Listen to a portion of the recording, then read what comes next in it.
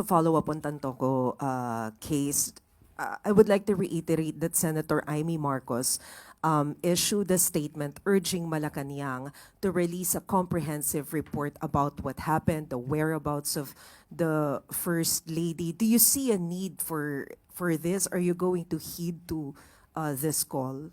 Nagsalita na po ako ngayon. Pinaliwanag na po natin lahat ng mga katotohanan.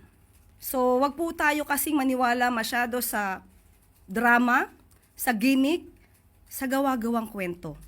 Siguro din tayo po bilang miyembro ng media, kaya din po natin alamin kung ano ba talagang katotohanan ito.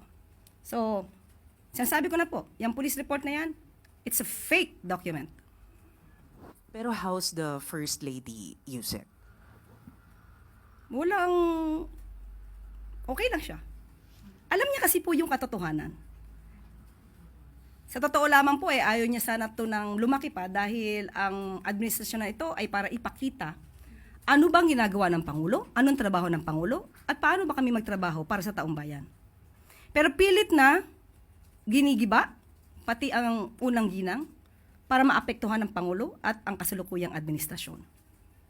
Pero wala pong ikinababahala ang unang gilang dahil alam po niya ang katotohanan at makikita mismo ang mga records na yan. So ang dapat mabahala dito, yung mga naninira sa kanila dahil hindi nila magigiba sa gamit na to, ng mga fake news na to, ang administrasyon na ito.